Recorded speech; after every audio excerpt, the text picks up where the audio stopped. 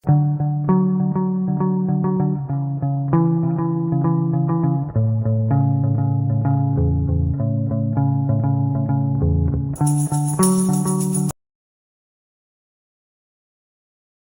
singkat Nabi Lut alaihi salam. Perjalanan dakwah Nabi Lut terjadi di antara kaum dengan perilaku yang sangat buruk.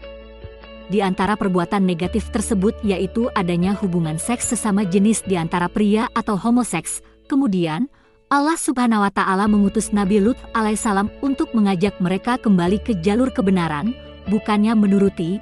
Para kaum Sodom ini justru berani untuk menentang perintah yang dibawa Nabi Lut as. Dalam surah Al-A'raf ayat 80, Allah Subhanahu wa Ta'ala berfirman, yang artinya, dan kami juga telah mengutus Lut kepada kaumnya. Ingatlah, tatkala dia berkata kepada mereka, mengapa kamu mengerjakan perbuatan keji itu yang belum pernah dikerjakan oleh seorang pun di dunia ini sebelum kamu.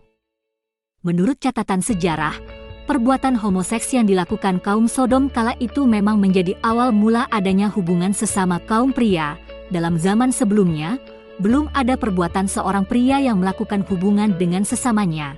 Kemudian Allah Subhanahu wa Ta'ala berfirman melalui surah Asy-Syu'ara ayat 165-166, mengapa kamu mendatangi jenis lelaki di antara manusia, dan kamu tinggalkan istri-istri yang dijadikan oleh Tuhanmu untukmu, bahkan kamu adalah orang-orang yang melampaui batas. Nabi Lut yang diutus Allah untuk berdakwah di antara mereka pun mulai menjalankan tugasnya, namun usaha yang dilakukan justru berakhir dengan kegagalan lantaran banyak kaum yang menolak untuk berhenti melakukan perbuatan homoseks serta tidak mau beriman kepada Allah Subhanahu wa Ta'ala.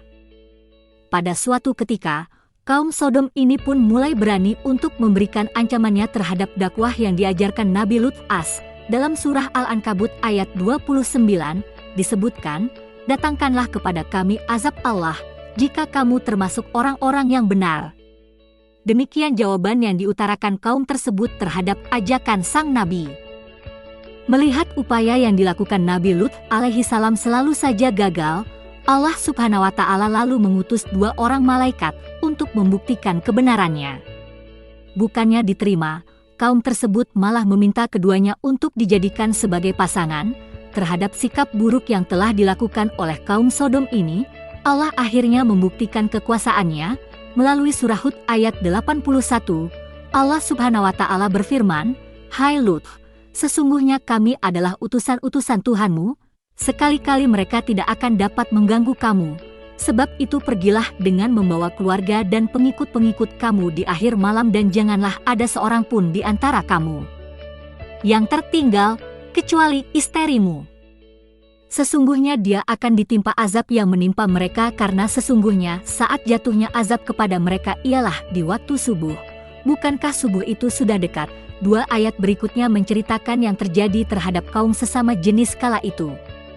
Yakni, maka tatkala datang azab kami jadikan negeri kaum Lut itu yang di atas ke bawah, kami balikan, dan kami hujani mereka dengan batu dari tanah yang terbakar dengan bertubi-tubi, yang diberi tanda oleh Tuhanmu, dan siksaan itu tiadalah jauh dari orang-orang yang zalim. Demikian akhir dari kisah kaum Sodom kala tersebut. Akibat berani mengingkari perintah untuk tidak melakukan hubungan sesama jenis, Allah Subhanahu wa Ta'ala menghujani mereka dengan bebatuan hingga musnah. Hikmah beriman kepada para rasul Allah Subhanahu wa Ta'ala.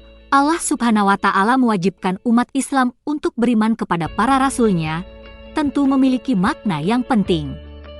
Salah satu hal penting tersebut disampaikan oleh Allah Subhanahu wa Ta'ala dalam kitabnya sebagai berikut, sungguh, telah ada pada diri Rasulullah itu suri teladan yang baik bagimu, yaitu, bagi orang yang mengharap rahmat Allah dan kedatangan hari kiamat dan yang banyak mengingat Allah. Quran Surat Al-Ahzab 33-21 dikutip dari buku Pendidikan Agama Islam dan Budi Pekerti oleh Kemendikbud 2017-114, beriman kepada para rasul Allah Subhanahu wa Ta'ala akan memberikan manfaat dan hikmah kepada umat Islam. Beberapa manfaat dan hikmah yang akan didapatkan sebagai berikut. 1. Menyempurnakan rukun iman yang keempat. 2. Menjadikan kisah para rasul sebagai suri teladan yang baik dalam hidup. 3. Termotivasi untuk melakukan perilaku sosial yang baik dalam masyarakat. 4. Tidak akan kehilangan arah dalam contoh manusia yang baik. 5. Timbulnya rasa cinta, mahabbah, kepada para rasul dan mulai mencontoh perilaku-perilaku terpujinya. 6. Mengetahui hakikat hidup seorang manusia, yaitu untuk taat beribadah kepada Allah Subhanahu wa Ta'ala. Aku tidak menciptakan jin dan manusia melainkan agar mereka beribadah kepadaku. Az-Zariyat 51-56.